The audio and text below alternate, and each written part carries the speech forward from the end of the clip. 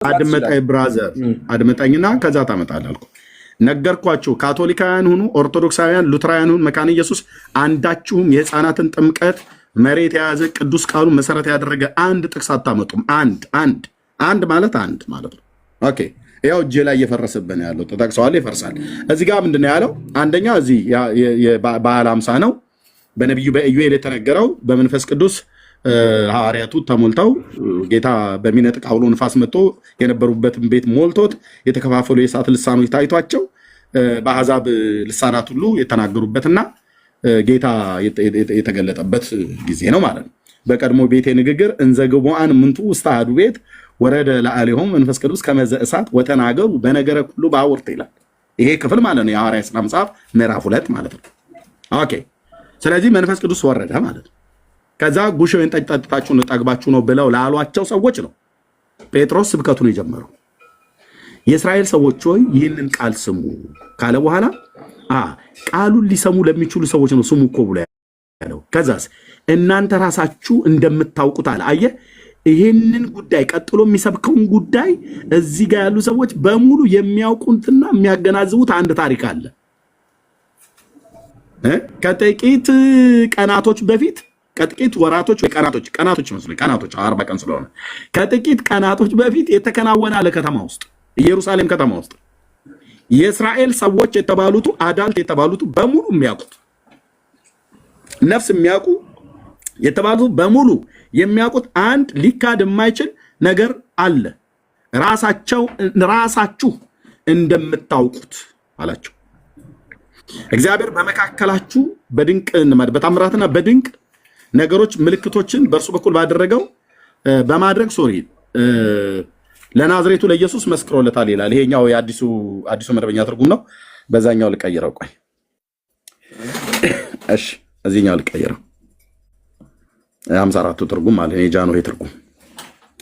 ኦኬ የእስራኤል ሰዎች ሆይ ይህንን ቃል ስሙ፣ ራሳችሁ እንደምታውቁት የናዝሬቱን ኢየሱስን እግዚአብሔር በመካከላችሁ በእርሱ በኩል ባደረገው ተአምራትና በድንቆች በምልክቶች ከእግዚአብሔር ዘንድ ለእናንተ የተገለጠ ሰው ነበር ይላል። የተገለጠ ሰው መሆኑን ከእግዚአብሔር ዘንድ የተገለጠ ሰው መሆኑን ያውቃል። አንድ ሁለተኛ ኢየሱስ እንደሞተ ያውቃል። እንደምታውቁት አላቸው። ስለዚህ ይሄንን እየሰበከ ያለው የኢየሱስን መሞት ተላልፎ ለሮማውያን መሰጠት በአሕዛብ እጅ እንደተገደለ እነሱም ለሞት ፍርድ አሳልፈው እንደሰጡት ለሚያውቁ ሰዎች ነው እየሰበከ ያለው እንጂ ለህፃናት የ40 ቀንና የ80 ቀን ህፃናት ጴጥሮስ እየሰበከ ያለው። ይኸው ጨርሼ ልስጥህ። ቁጥር 38 ላይ አጠይቀኝ ቡዜ አንተው ራስን የምታብራራው አጠይቀኝ። ቆይ አጠይቀኝ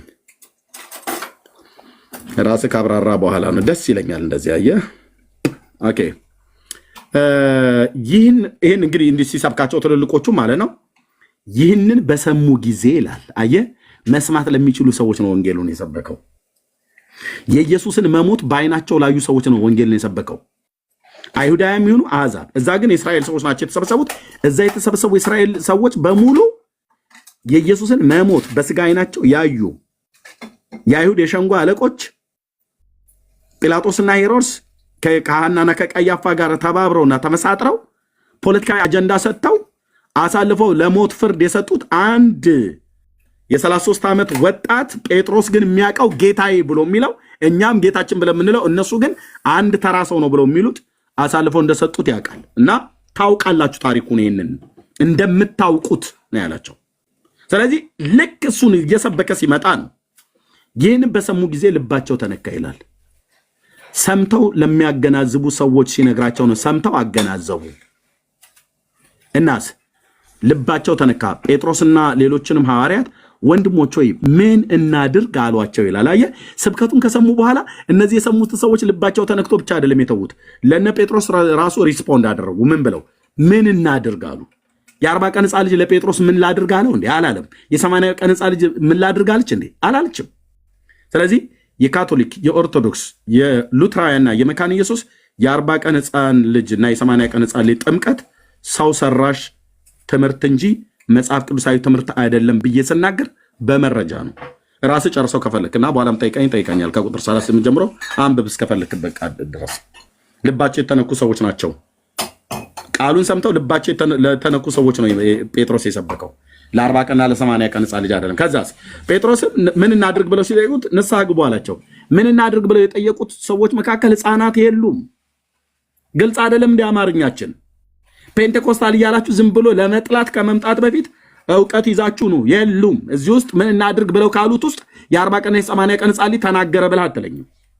እዛ ነበረ በእውነት ግሩም ነው ድንቅ ነው እያለ ጴጥሮስን ስብከት ሲያጣጥም ነበር ብለህ አትለኝም። የሉ ኦኬ። ጴጥሮስም ንስሐ ግቡ አላቸው። ኃጢአታችሁም ይሰረይ ዘንድ እያንዳንዳችሁ በኢየሱስ ክርስቶስም ተጠመቁ፣ የመንፈስ ቅዱስንም ስጦታ ትቀበላላችሁ። ከዛስ የተስፋው ቃል ለእናንተና ለልጆቻችሁ ጌታ አምላካችንም ወደ እርሱ ለሚጠራቸው በሩቅ ላሉ ሁሉ ነውና አላቸው ይላል። እዚህ ጥቅስ ላይ ነው አራታችሁ አብያተ ክርስቲያናት ስትቧጭሩ የምትሉት ያልሆነ መረዳት። እሺ የተስፋው ቃል ምንድነው? ጥምቀት የተስፋ ቃል ሆኖ የተጻፈበት የትኛው ክፍል ላይ ነው ጥምቀት የተስፋ ቃል ነው ብሎ የሚል ያለው? ሰምቻለሁ ከሉትራውያንም ከኦርቶዶክስም ከእናንተም ከካቶሊክ ጥምቀት የተስፋ ቃል ነው ብሎ ሲል የትኛው መጽሐፍ ላይ ነው ጥምቀት የተስፋ ቃል ነው ተብሎ የተጻፈበት ክፍል ያለው? የተስፋውም ቃላት የተባሉት በሁለት ጉምቱ የሆኑ የብሉይ ኪዳን ነቢያት የተነገረ ቃል አለ። የተስፋው ቃል በማና በማ በኢሳይያስና በኢዩኤል ማለት ነው። ምን ነበረ ያለው? የተስፋውን ቃል ላምጣላችሁ። በሁለት የብሉይ ኪዳን ጉምቱ ነቢያት ጌታ የተናገረው የተስፋ ቃል አለ። ኢዩኤል ኤርሚ ከመስመር እየወጣ እኮ ነው ከምንወያይበት ሀሳብ እኮ ወጣ። ደግሞ እያነበብኩ ሜት አድርገው በቃ አፈርደቼ እኮ ላሰ የህፃናት ጥምቀት በቃ ዘጋ ነው እኮ የለም እሰጥሃለሁ በኋላ ታወራለህ። ምን ነው ከመስመር መውጣው? ምን ነው ከመስመር መውጣ? የኢዩኤል ትንቢት እየጠቀስኩ የተስፋውም ቃል እያልኩ ቁጥር 39 ላይ የተስፋው ቃል ለእናንተና ለልጆቻችሁ ጌታ አምላካችንን በሩቅ ላሉት ለሚጠራቸው ነው ብሎ የሚለውን እናንተ ጥምቀት ነው ብላችኋል። አምጣ ጥምቀት መሆኑን። እኔ ግን ጥምቀት እንዳይደለ የመንፈስ ቅዱስ ስጦታ ምን ማለት እንደሆነ አሳያለሁ ማለት ነው። ምዕራፍ 2 ኢዩኤል ማስታወሻ ደብተር ይዛችሁ ነው ብሉይ ኪዳን በደንብ አስጠናለሁ። ጌታ ኢየሱስ ምስክር። ኦኬ የተስፋው ቃል ይሄ ነው። ከዚህም በኋላ በኢዩኤል ሲናገር ሁለቱም በተመሳሳይ ዘመን ላይ የነበሩ ናቸው፣ ኢዩኤልም ኢሳይያስም። ከዚህም በኋላ እንዲህ ይሆናል፣ መንፈሴን በስጋ ለባሽ ሁሉ ላይ አፈሳለሁ፣ ወንዶችና ሴቶች ልጆችም ትንቢትን ይናገራሉ። ይሄንን እኮ ነው ሲያረጉ የተገኙት እነ ጴጥሮስም እዛ ኢየሩሳሌም አደባባይ ላይ ማለት ነው። ጉሽ ወይን ጠጥታችሁ ብላት መንፈስ ሲፈስባቸው የተከፋፈሉ የእሳት ልሳኖች ሲታዩዋቸው ጠግባችሁ ነው አሏቸው፣ ሰክራችሁ ነው አሏቸው።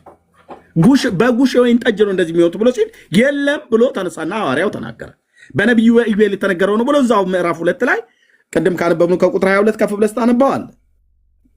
ሽማግሌዎች ሕልምን ያልማሉ፣ ጎበዛዝቱ ራእይን ያያሉ። ደግሞም በዚያን ወራት በወንዶችና በሴቶች ባሪያዎቼ ላይ ከመንፈስ ያፈሳለሁ፣ በላይ በሰማይ ድንቆችን አሳያለሁ፣ በታችም በምድር ደምና እሳት የጢስም ጭጋግ ነው ይላል። ከዛስ ታላቁና የሚያስፈራ እግዚአብሔር ቀን ሳይመጣ ፀሐይ ወደ ጨለማ ጨረቃም ወደ ደም ይለወጣል። እንዲህም ይሆናል፣ አምላኬ ስም ይባረክ፣ የእግዚአብሔርን ስም የሚጠራ ሁሉ ይድናል። ቅዱስ ጳውሎስ በሮሜ መልእክት መጽሐፍ ምዕራፍ 10 ላይ የጌታን ስም የሚጠራ ይድናል ብሎ ያለው ከዚህ ላይ ወስዶ ነው።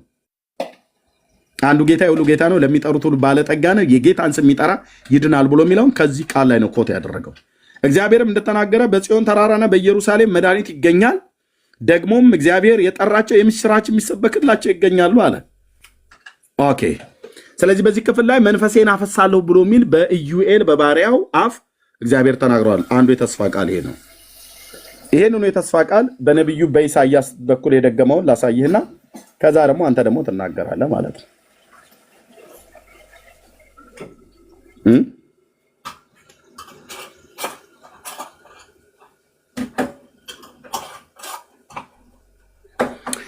ኦኬ። ኢሳይያው እነሆ ባሪያዬ ያዕቆብ የመረጥኩም እስራኤል ሆይ ስማ፣ የፈጠረ ከማኅፀንም የሰራህ የሚረዳህም እግዚአብሔር እንዲህ ይላል።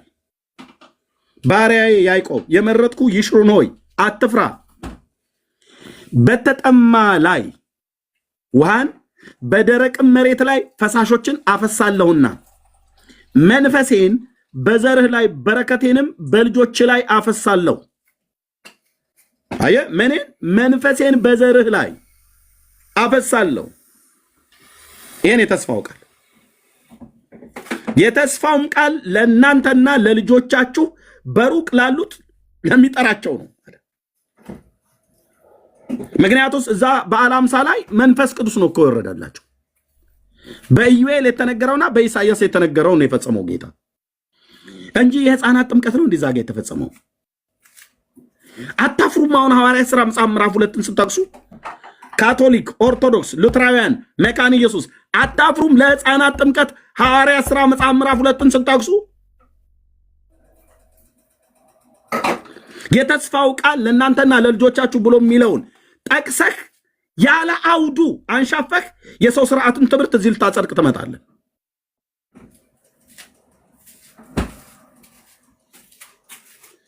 የሰው ስርዓት ትምህርት የህፃናት ጥምቀት ትምህርት ማለት ነው። ይሄን ቃል ነው የፈጸመው ቡዜ በኢሳያስ 44 ቁጥር 3 ላይ በትንቢተ ኢዩኤል መጽሐፍ ምዕራፍ 2 ላይ ያለውን ከ28 ጀምሮ ያለውን ቃል ነው። በእነዚህ ሁለት የብሉይ ኪዳን ጉምቱ ነቢያት፣ ታላላቅ ነቢያት እግዚአብሔር የገባው የተስፋ ቃል ነበረ ለያዕቆብና ለዘሩ። በመንፈሴን በዘርህ ላይ በረከቴንም በልጆች ላይ ያፈሳለሁ ብሎት ነበር። እሱን ያፈሰሰው አየህ ሐዋርያት ሥራ መጽሐፍ ላይ ጌታ መንፈስ ቅዱስ ለዘላለም ስም ይባረክ። እሱን ያፈሰሰው ያው በበዓለ ሃምሳ በተባለው ቀን በደረሰ ጊዜ ሁሉ በአንድ ልብ ሆነው አብረው ሳሉ ድንገት እንደሚነጥቅ አውሎ ንፋስ ከሰማይ ድምፅ መጣ፣ ተቀምጠው የነበሩበትን ቤት ሞላው። እንደተከፋፈሉ እንደ እሳትም የተከፋፈሉ ልሳኖች ታዩአቸው፣ በእያንዳንዳቸውም ላይ ተቀመጡባቸው። ሁሉም መንፈስ ቅዱስን ሞላባቸው ይላል። ሃሌሉያ! የኔ አባት ሁሉም መንፈስ ቅዱስ ሞላባቸው።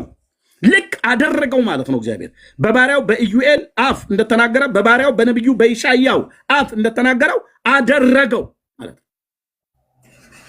በያዕቆብ ልጆች ላይ ወረደ ማለት ነው።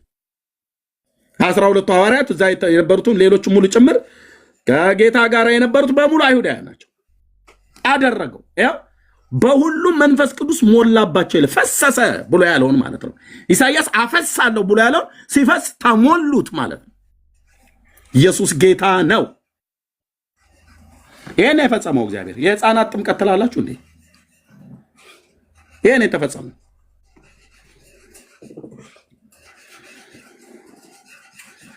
ኤርሚያስ አበበ እባላለሁ። የክርስቶስ አገልጋይ ነኝ። ወንድሞቼም እዚህ ያሉ ማለት ነው።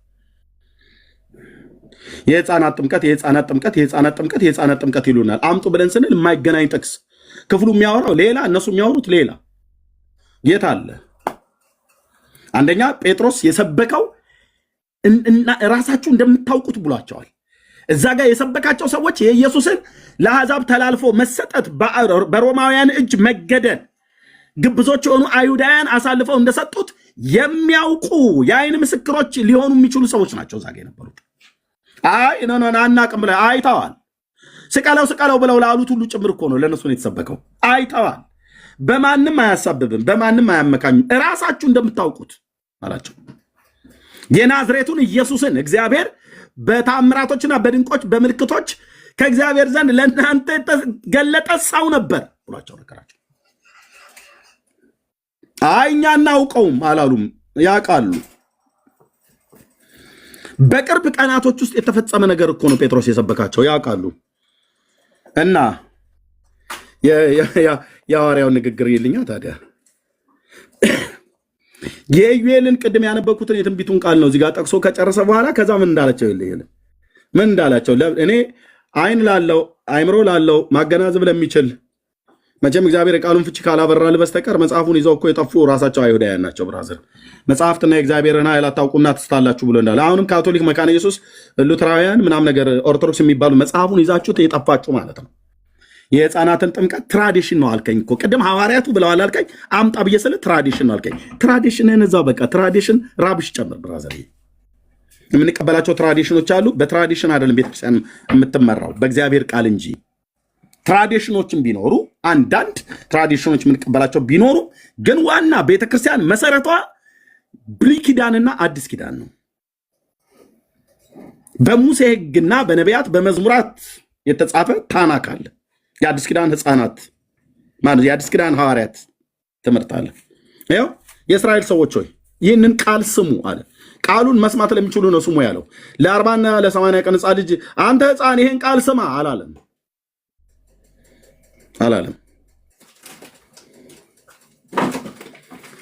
ራሳችሁ እንደምታውቁ የናዝሬቱን ኢየሱስን እግዚአብሔር በመካከላችሁ በእርሱ በኩል ባደረገው ታምራትና በድንቆች በምልክቶች ከእግዚአብሔር ዘንድ ለእናንተ የተገለጠ ሰው ነበር። ኧረ እኛ አናውቀውም እኛ በፍጹም ምናምን ብለው አይሉም፣ ያውቃሉ። ኢየሱስ የሚባል ሰው ነበረ መካከላቸው። ሰው ብቻ ግን አልነበረም። ለእነሱ ሰው ብቻ፣ ለእነ ጴጥሮስ ግን ሰው ብቻ ያልነበረ፣ ለእኛ ግን ሰው ብቻ ያልነበረ አምላክ ሰው በመካከላቸው ይረማመር ነበር። እርሱንም በእግዚአብሔር በተወሰነ ሐሳቡና በቀደመው እውቀቱ ተሰጥቶ በአመፀኞች እጅ ሰቀላችሁት፣ ገደላችሁት አላቸው። ሃሌሉያ! የኔ አባት እንደዚህ አይነት ሰባኪዎች ነበሩ። አየህ፣ ለሰቀሉት ሰቀላችሁት፣ ለገደሉት ገደላችሁት ብለው የጽድቅን ቃል በጽድቅ የሚናገሩ ማለት ነው። እነዚህን አባቶቼን እያሰብኩ ነው ጀግንነት የሚሰማኝ። በገደሉት በገዳዮቹ ፊት ቆሞ በመንፈስ ቅዱስ ኃይል ተሞልቶ ይህንን ቃል ለመናገር ጸጋና ጉልበትን መንፈስን የሰጣቸው ለነ ጴጥሮስ ለሌሎቹም ሐዋርያት ያ የእግዚአብሔር መንፈስ በእኔ ውስጥ አለ፣ በወንድሞቼ ውስጥ አለ። ሰቀላችሁት፣ ገደላችሁት። ኖ አናቅም። ራሳችሁ እንደምታውቁት ታውቃላችሁ እንጂ ራሳችሁ እንደምታውቁት የናዝሬቱን ኢየሱስን ሰቅላችሁታል፣ ገላችሁታል። አናቀው ታውቃለህ ያለው ታውቃላችሁ። ራሳችሁ ለሰቃዮቹ የተሰበከ ስብከት ነው፣ ለሕፃናት የተሰበከ ስብከት አይደለም። ወንድምዬ ዳር ያዙ ብለን የምንለው ለዚህ ነው። እግዚአብሔር ግን የሞትን ጣር አጥፍቶ አስነሳው፣ ሞት ይዘው ዘንድ አልቻለምና። ዳዊት የሚሰብከው ነው ጴጥሮስን። የኢዩኤልን ጠቀሰልህ እዚህ ጋር ከ22 በፊት። ይሄ አሁን የኢዩኤል ነው። የኢዩኤልን ጠቀሰና በመካከል ስብከቱን አስገባ። ከዛ ደግሞ ምን ይመስል ያስነሳው ዘንድ አይችልም ካለ በኋላ ከዛ ደግሞ ሄዶ ከብሉይ ኪዳን ደግሞ የኢዩኤልን ጠቅሶ እንዳመጣ አሁን ደግሞ ከብሉይ ኪዳን ሄደና ደግሞ የዳዊትን ጠቀሰልህ። አባቶች እነዚህ ነው የሚጠቅሱት፣ እኔም እንዲህ እየጠቀስኩ ነው የምነግርህ። ከዛ ደግሞ አመጣና ዳዊት ስለ እርሱ እንዲህ ይላልና አለ። የኢዩኤል አይበቃም እንዴ ጴጥሮስ? ምንድነው 18 ምስክር የምጠራው? ኖ ኢዩኤልን ብቻ አይደለም። ኢዩኤል ስለ መንፈስ ቅዱስ መውረድ መንፈሴን በስጋ ለባሾች ላይ በዘርህ ላይ አፈሳለሁ ብሎ ያለው የኢሳይያስና የኢዩኤል እግዚአብሔር የተስፋ ቃል ብሎ ያለው መንፈሱን በእስራኤል ዘር በያዕቆብ ልጆች ላይ እንደሚያፈሰው የተናገረው ነው። ለእነሱ ብቻ ሳይሆን እግዚአብሔርን በሩቅ ላሉት ወደ እርሱ ለሚጠራቸው ሁሉ የሰጠው የተስፋ ቃል ነው የተናገረው ኢዩኤል። የዳዊትን ታዲያ ለምን ታመጣለህ? የዳዊት ደግሞ የተናገረው ስለ ሌላ ነዋ። ስለማ ስለ ጌታ ስለ ኢየሱስ ክርስቶስ ከሙታን ስለመነሳቱ፣ ስለ ትንሣኤው፣ ስለ ልጁ ስለ መሲሁ ስለ ዳዊት ልጅ አባትየው ዳዊት ከ1000 ዓመት በፊት ስለ ራሱ ልጅ ስለ መሲያው አስቀድሞ ያየው ትንቢት ነው። መሰቀሉን፣ መሞቱን፣ መቸንከሩን ብቻ ሳይሆን እጆቼና እግሮቼን ቸነከሩኝ ብሎ ያለ እየተናገረበት ብቻ ሳይሆን ትንሣኤውንም ጭምር እንደተናገረ ማለት ነው። የዳዊትን አምጥቶ እንደገና ደግሞ ሌላ የኢዩኤል ስለ መንፈስ ቅዱስ መውረድ ነው። ታዲያ ዳዊት ደግሞ ምን ያደርጋል? ዳዊት የሚለውን ስማ። ይሄ እኮ ከመሲሁ ሞት ጋራ በተገናኘ እግዚአብሔር መንፈሱን እንደሚልክ ማለት ነው። በበዓለ ሃምሳ ሃሌሉያ! የኔ አባት ዳዊት ስለ እርሱ እንዲህ ይላልና፣ ስለማ ስለ ጌታ ስለ ኢየሱስ ስለ መሲያው ጌታን ሁልጊዜ በፊቴ አየሁት እንዳልታወክ በቀኜ ነውና፣ ስለዚህ ልቤን ደስ አለው፣ ልሳኔም ሐሴት አደረገ። ደግሞም ሥጋዬ በተስፋ ያድራል፣ ነፍሴን በሲኦል አትተዋትምና ቅዱስ መበስበስን ያይ ዘንድ አትሰጠውም። ይሄ በጣም ሊሰመርበት የሚገባ ቃል ነው። ቅዱስ ማን ነው? ይሄ ቅዱስ ለነ ጴጥሮስ ገብቶታል፣ አይኖቹ ስለተከፈቱ። እነዛ ግብዞቹ ግን አልገባቸውም። ስለ ዳዊት ነው ብለው ነው የሚያስቡት። ይሄ ቅዱስ ብሎ የሚለው ዳዊት ቅዱስ ነውና መበስበስን አላየም እኮ ነው ብሎ የሚሉት። መቃብሩ ግን በኢየሩሳሌም እያለ ማለት ነው። አይኔን ጭፍን ድፍን አድርገው በቃ በለናል ዳዊት ቅዱስ ነው። ኦኬ ቅዱስ ነው፣ ልክ ነው። ቅዱስ ዳዊት ነው ተብሎ የሚጠራው ግን የዳዊት ስጋ መበስበስን አላየም። በአይሁዳውያኑ ዘንድ የነበረ አስተሳሰብ ዳዊት ቢሞትም እንኳን ስጋው መበስበስን አላየም ብለው ነው የሚናገሩት።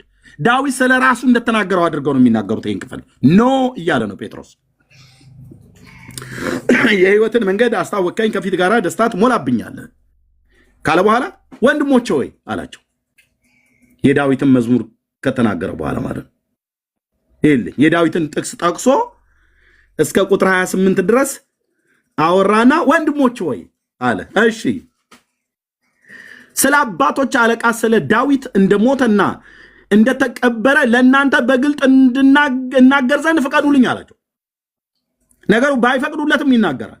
የልዑል እግዚአብሔር መንፈስ በላዩ ላይ መጥቷል። አሁን ጴጥሮስ አለመናገር አይችልም። ጴጥሮስ አለመመስከር አይችልም። ጴጥሮስ አለመስበክ አይችልም። ጴጥሮስ እውነቷን ቁጭ አለማድረግ አይችልም። ፍቀዱልኝ አላቸው። መቃብሩ እስከ ዛሬ ድረስ በእኛ ዘንድ ነው። እንዴት ሆኖ? ኧረ እኛ በፍጹም ትዝም አይለን ብለው አይሉ።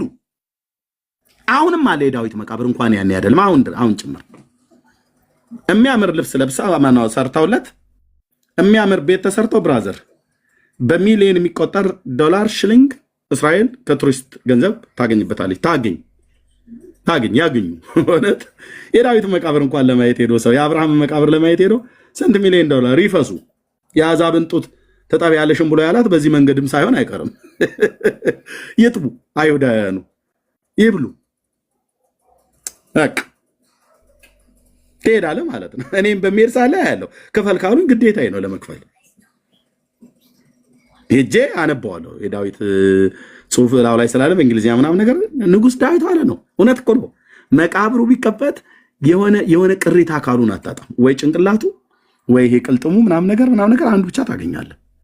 የትንሣኤን ቀን ይጠባበቃል። ያ ጀግና ነብይ ያ ንጉሥ ይነሳል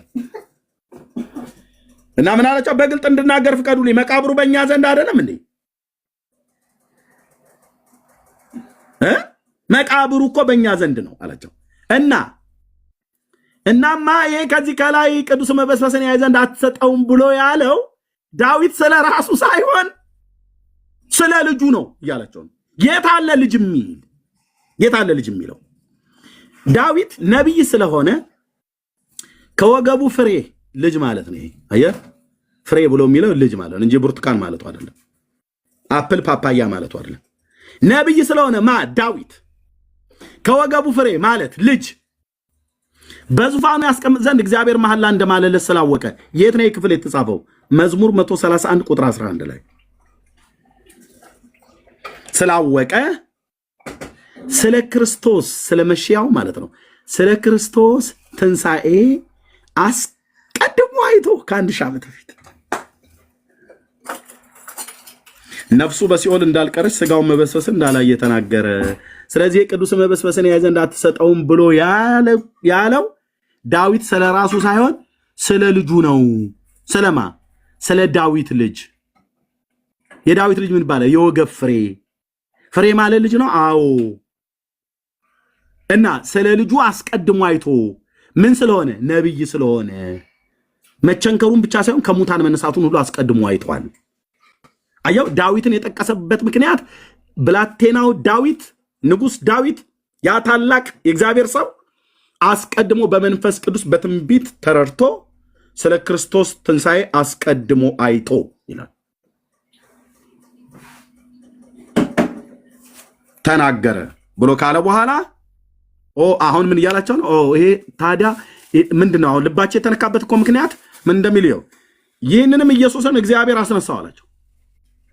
ለዚህም ነገር ደግሞ ውሸት ነው የምታወሩት እንዳትሉት እኛ ራሳችን ምስክሮች ነን አለ ጴጥሮስ። አንተ ቀጣፊ ውሸታም ብሎ እንዳይሉት ከ3 ቀን በፊትና ከ10 ቀን በፊት የተደረገ ነገር ማለት ይታወቃል። ማነው? ከ40 ቀን በፊት ከሙታን ከተነሳ በኋላ 40 ቀን ታያቸው አይደል? አዎ፣ ከዛ በፊት ማለት ከወር ከምናምን ነገር በፊት ማለት አንተ ውሸታም አልተነሳም ብለህ እንዳት እኛ ራሳችን ምስክሮች ነን አይተናል አለ።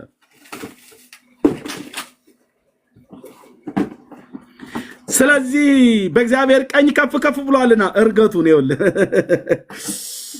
ስብከት እነ ጴጥሮስ ይስበኩ እንጂ አንተዬ እነ ጴጥሮስ ይስበኩ እኮ ነው ብዬ የምልህ። ምኑን ትቀጥለዋለህ? እኔ እየቀጠልኩ ምኑን ትቀጥለዋለህ? እዚህ የጌታ መንፈስ እየቀጠለ ነው። የእናንተንማ ቀጠልታ አይቋየን። 40 እና 80 ነፍስ የማያውቁ ህፃናት ውስጥ እየጨመርክ ትቀልዳለህ አይደል? ምኑ ትቀጥለዋለህ? ጴጥሮስ እየቀጠለ ነው፣ ይጨርስ እሱ። ስለዚህም በእግዚአብሔር ቀኝ ከፍ ከፍ ብሏልና ይላል። እርገቱን እኮ ደግሞ የሚናገረው ይታይ። አቤት! ትንሣኤውን ብቻ ሳይሆን እርገቱን ሁሉ ጭምር እዛ ቆሙ ነገራቸው። እናንተ እንደምታውቁት የእስራኤል ሰዎች ወይ ብሎ ማለት ነው። እንዲህ ነው እንጂ ስብከት፣ አየህ፣ እንዲህ ነው ስብከት። ሞቱን ብቻ ተናግሮ አይደለም የተው፣ ትንሣኤውን ሁሉ ጭምር ይኸውልህ ቆሞ ላብ በላብ እስኪሆኑ ድረስ እየነገራቸው ነው ጴጥሮስ። ምክንያቱም መንፈስ ቅዱስን ተሞልቷል ነው ብዬ የምልህ። ሃሌሉያ! ማንም ፈሽፋሻ ወንጌል አይሰብክም። ማንም ፈሽፋሻ እኮ አልኩ፣ ማንም ፈሽፋሻ ወንጌል አይሰብክም። ትንሣኤውንም ጭምር ከፍ ከፍ ብለዋልና አላቸው። እርገቱን ማለት ነው። ከዛስ የመንፈስ ቅዱስን የተስፋ ቃል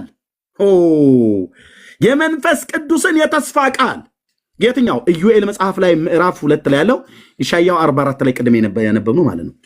ከአብ ተቀብሎ በዮሐንስ 14 ላይ እንደተናገረው ማለት ነው። እኔ ብሄድ ይሻላችኋል፣ አጽናኙን እልክላችኋል ብሎ እንዳለ። ኢየሱስ ጌታ እኮ ነው። ኢየሱስ ጌታ ነው። እልክላችኋለሁ ብሎ እንዳለ ከአብ ተቀብሎ ይህ እናንተ አሁን የምታዩትና የምትሰሙትን አፈሰሰው አላ አይ ብለው እንዳይከራከሩት ዳዊት ወደ ሰማይ አልወጣምና አላቸው። ግልጽ ነው፣ ግልጽ ነው። የኔ ሐዋርያ ጴጥሮስ ግልጽ ነው። በዚያም ዘመን ለነበሩት ግብዞች ይብራራላቸዋል፣ በዚህም ዘመንም ላሉ ግብዞች እናብራራላቸዋለን። ዳዊት ወደ ሰማይ አልወጣምና፣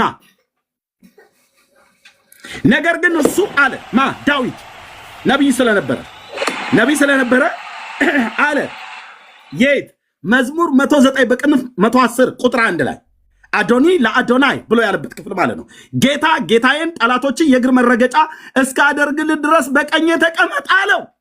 ማንን? ዳዊትን። ኖ ታዲያ ከዳዊት የወገቡ ፍሬ የሚወጣውን መሺያው ማን ነው? ራሱ ያህዌ ነው። በመለኮቱ ከአብ እኩል የመለኮት ስልጣን ያለው። እንግዲህ እናንተ የሰቀላችሁትን ኢየሱስን እግዚአብሔር ጌታም ክርስቶስም እንዳደረገው የእስራኤል ወገን ሁሉ በእርግጥ ይወቃል።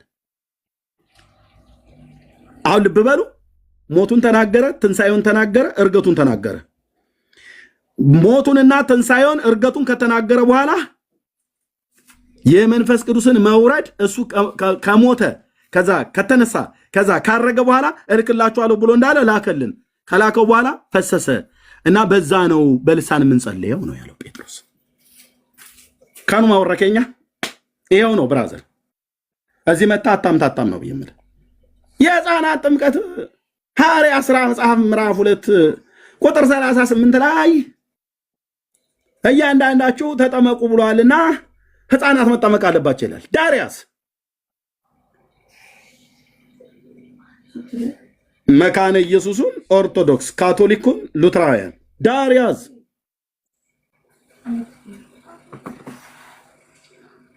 ትሞገታለህ። ትራዲሽን ትለኛለህ እንዴ መጣ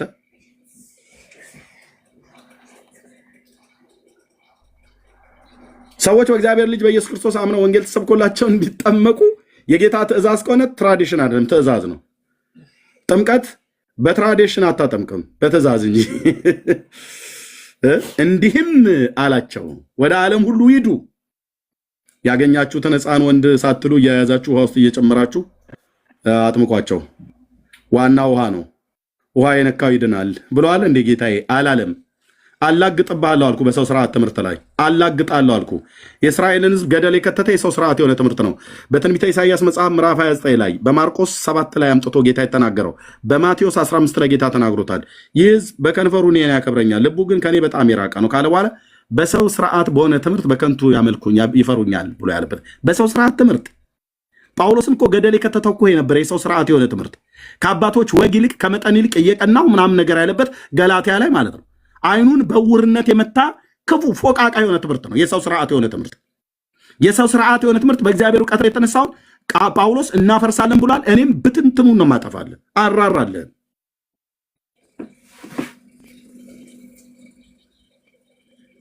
አራራለህ። በትራዲሽን ጥምቀት ታጠምቃለህ እንዴ? ኢየሱስ ትራዲሽን ነው የሰጠው ለጥምቀት ትእዛዝ ነው። እንዲያጠምቁ በመጀመሪያ ሂዱ፣ ከዛስ ወንጌልን ለፍጥረት ሁሉ ስበኩ፣ ከዛስ ያመኑትንም አጥምቁ አለ። ሳታምን ነው እንደምታጠምቅ የሚያምኑበትን ቃል ሳትሰብክ እነሱ ሪስፖንስ አያረጉ።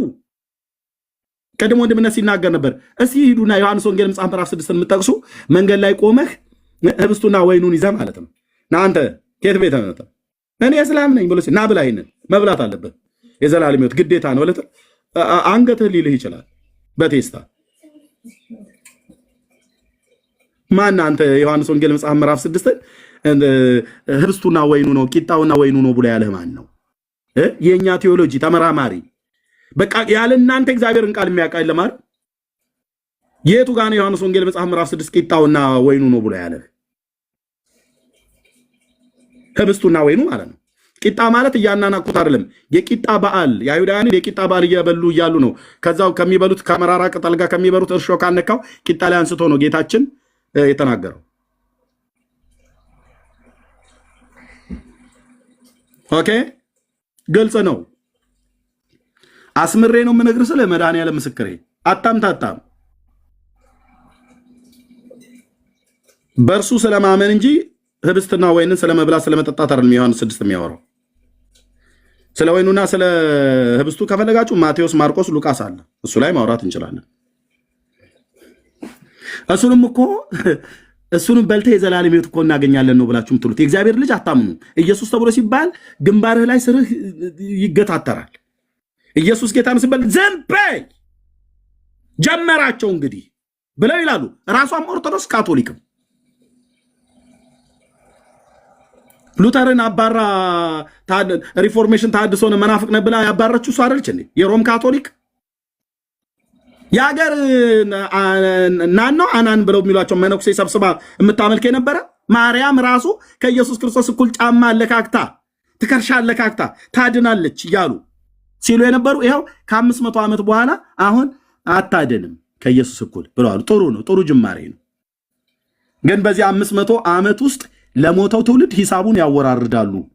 ይህንን ፎቃቃ የሆነ የክፉ ትምህርት ሰው ያድናል ማርያም ታድናለች ብለው ያስተማሩ በእግዚአብሔር ፍርድ ፊት መልስ ይሰጡበታል። ገለውታል ትውልዱን። አዳኙን ከፍጡር ለይተው አልሰበኩም። አዳኝም ፈጣሪም ፍጡርም ያድናሉ ብላን የሰበከችው። የኛዋም እንደዚሁ ይኸው ሞተን እንገኛለን እያሉ ነው። ማርያም ቤዛዊተ ኩሉ ዓለም ብላ ትላለች። ማን ነው ቤዛዊተ ኩሉ ዓለም ያላት ብለን ስንል አባ ጊዮርጊስ ዘጋስጫ የት ነበር የነበሩት? የኢትዮጵያ ወሎዬ ናቸው። ወሎ ውስጥ ተወልደው ያደጉ በ13ኛው ክፍለ ዘመን የነበረ ቤዛዊተ ኩሉ ዓለም ያለው ቅዱስ ጳውሎስ ግን ቤዛ ያለው ኢየሱስን ነው። ይኸው እዚህ ጋር ላሳያችሁ። በመድኃኔዓለም ክርስቶስ ኖ ወይ አሐዱ እግዚአብሔር ወአሐዱ ኅሩይ ብሎ የሚለው ማለት የታለ ጢሞቴዎስ፣ አንደኛ ጢሞቴዎስ። የጳውሎስን እንስማ፣ የአባ ጊዮርጊስ ዘጋስጫ እንስማ። እኔ እኮ ቸገረኝ። እዚህ መጣና ደግሞ ሉተርን ስማ ይለኛል። ሉተር እንደ እግዚአብሔር ቃል ካልተናገረ ወንድሜ ምንም ልረዳ አልችልም። አንተ ሉተራዊ ወንድሜ መካኒሱን ፔንቴኮስታሉን ሉተርን የምቀበልበት የሪፎርሜሽን አባት ነው። በጣም ብዙ መልካም ነገር ሰርተዋል። አዎ እንደ እግዚአብሔር ቃል ብቻ የመዘንኩ እሱን ብቻ ሳይሆን ሌሎችንም አባቶችን በጣም የምቀበሉ አባቶችን ስቀበል ግን በሙሉ የተናገሩት ነገር ሁሉ ካፋቸው በሙሉ ማር ይንጠባጠባል ብያለሁ። ስንት ውሸት የተናገሩት አለ እርስ በርስ የሚምታታ። ስለዚህ ሳልቀበልም የህፃናትን ጥምቀት ሉተር ከመንፈስ ቅዱስ ተምሮት ወይ ከሐዋርያቱ ተቀብሎ ሳይሆን ከካቶሊክ ሮም ካቶሊክ ቤተክርስቲያን ሲወጣ ይዞት የወጣው የሰው ስርዓት የሆነ ትምህርት ነው። አጭርና ግልጽ። ኦኬ እንዲህ ይላል። ይሄንን ግዕዙን እስቲ ዝጋ ላዞረው።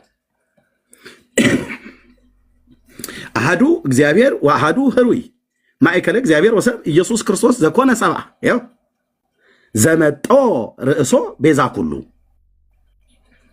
አያ ዘመጦ ርእሶ ቤዛ ኩሉ ነፍሱን ስለ ሁሉ ቤዛ ሰጠ ይላል።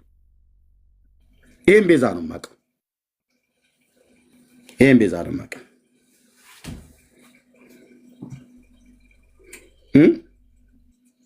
ይሄን ቤዛ ነው የማውቀው። ዓለም ሁሉ ማወቅ ያለበት ይሄን ቤዛ ነው። ይኸው በግዕዙ ማለት ነው። ዓለም ሁሉ ማወቅ ያለበት ይህም ቤዛ ነው። ይህም ቤዛ ካላወቅ ትከስራለህ አልኩ። ገሃነመ እሳት ነው የምትገባው። በማርያም ቤዛነት መንግስተ ሰማያት አትገባም። 4 ነጥብ እኮ ነው የምነግርህ። አንድ ቀን በሲኦል ትዝታ ወሮ ታሰማዋለህ። ይህን ድምፅ ባትድንበት በ4 ነጥብ የተዘጋ ነው። ካቶሊክ በማርያም ቤዛዊትነት አትድንም። 500 ዓመት ህዝቡን ስታጨናብስ ኖራ አሁን ይቅርታ ጠይቃለች። ጥሩ ነው፣ ችግር የለውም። የኛዋ ደግሞ ምንም ንጽሕት ኩላዊት ርትዕት እያለች ነው እየኖረች ያለችው። እንግዲህ እናያለን። አዳኛችን ማን ነው? ኢየሱስ። ቤዛችን ማን ነው? ኢየሱስ። ዘመጠ ርእሶ ቤዛ ኩሉ ይላል። ነፍሱን ስለ ብዙዎች ቤዛ ሰጠ። ለራሷ ለማርያምን ቤዛ የሰጠው ነፍሱን ጌታ ነው። ስለ ማርያም ሁሉ እኮ ነው ቤዛ የሰጠው። ቤዛ ራሷ ማርያም መቤዠት ጌታ እንዲቤዣት ያስፈልግ ነበር። ተቤዥቷታል። ማርያምን የማይመለከት ሞት አይደለም ኢየሱስ የሞተው፣ ማርያምን ሁሉ የሚመለከት ነው። አንተዬ እንዲህ አይነት ወንጌል ሰምተሃል አታውቅም? እነግርሃለሁ። ይህን የተጣባሽን ተረታ ተረት ንቅል አድርጎ ያወጣልሻል መድኃኔዓለም። ራሷ ማርያም ቤዛ ያስፈልጋታል። ኢየሱስ ቤዛዋ ነው ማለት ለማርያምም የኢየሱስ ክርስቶስ ሞት ያስፈልጋል።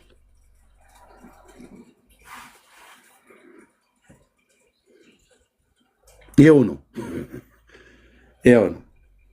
የኢየሱስ ክርስቶስ ሞት የማያስፈልጋት፣ የኢየሱስ ክርስቶስ ቤዛነት የማያስፈልጋት ማርያም የለችም። ካቶሊክና ኦርቶዶክስ አድመው አስቀድማ ካቶሊክ ከዛ ኦርቶዶክስ ማርያም ማለት ቤዛ ነች። እንዴት ብለን ስንል ኢየሱስ እንደሚያድነው እሷም ታድናለች ብለው ተመካክረው ነው የሚመስሉት። እድሜያቸውን ስትጠራ የትየሌለ ነው። ውስጣቸውን ስከፍት አንድ ማት ውሸት ነው ያለው። ከዛው ቤተክርስቲያን ነው የወጣነው። ከካቶሊክ ባልወጣም እኔ ከኦርቶዶክስ ነው የወጣሁት። ለዚህ ይህን ብለን እንላለን። ተባረኩ፣ ጸጋ ይብዛላችሁ ወንድሞች። በጣም እዚህ አቆይቻለሁ። መቀጠል እንችላለን። ጸጋ ይብዛላችሁ። ሉተራውያን መካነ ኢየሱስ ጠርተን አንድ አልመጡም። ኧረ ብዙ አንተ ራስህ ነው የወጣው። ና ግባ። አንድ አልመጡም። ብዙ ብቻ ነው ከካቶሊክ የመጣው። የት አሉ ኮፕቲኮች? የት አላችሁ? የሆነ ቤት ተሰብስባችሁ ኮፕቲክ፣ ኦርቶዶክስ፣ ካቶሊክ፣ ሉተራውያን እሺ እሰጣለሁ። ቀደም አንድ ቪዲዮ ሰዎች ልከውልኝ ሉተራውያን አሉ ትለፈልፋለች። አንድ ዱቄት የምትለቀለቅ ሴትዮ ማለት ነው። መካነ ኢየሱስም አለ